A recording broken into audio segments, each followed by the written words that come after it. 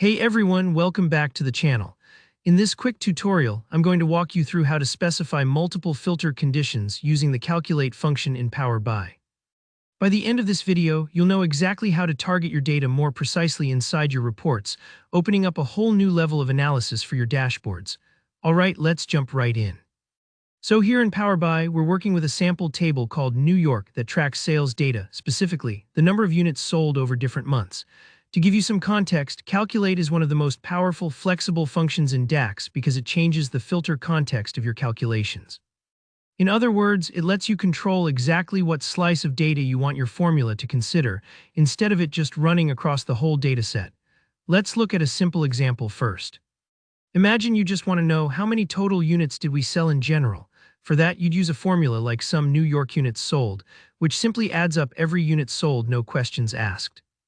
But once you want to know how many units did we sell only in August, that's where Calculate comes in. So here's how we do it. We write a new measure that says sales aug equals calculate open parenthesis sum of New York units sold, then we add a filter condition month New York date equals 8 and then close the parenthesis. I'll say that slowly because it's important. We're telling Power BI go sum up all the units sold, but only for those rows where the month of the date is 8. And since in calendar dates, August is month number 8, that's your filter right there. What's really cool about Calculate is how flexible it is when you want to add more than one filter. Suppose instead of just looking at August, you also wanted to see only sales from August where the units sold were higher than, say, 10. Or maybe just for a specific product category. To do this, you just add another condition after a comma, sort of like making a checklist in your query.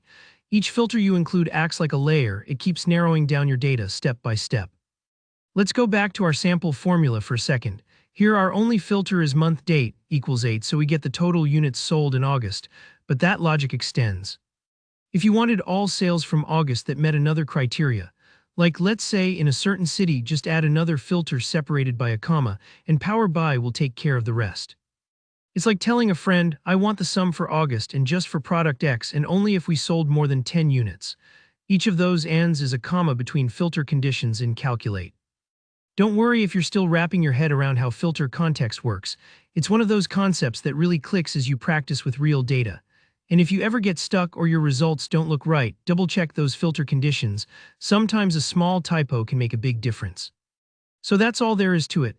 Using Calculate with multiple filters gives you the power to zero in on exactly the slice of data you want. Give it a try on your own data and see what kinds of insights you can unlock. If you found this tutorial helpful, make sure to hit that like button. And if you have questions or want to see more examples, drop a comment below. I check them regularly and love hearing from you.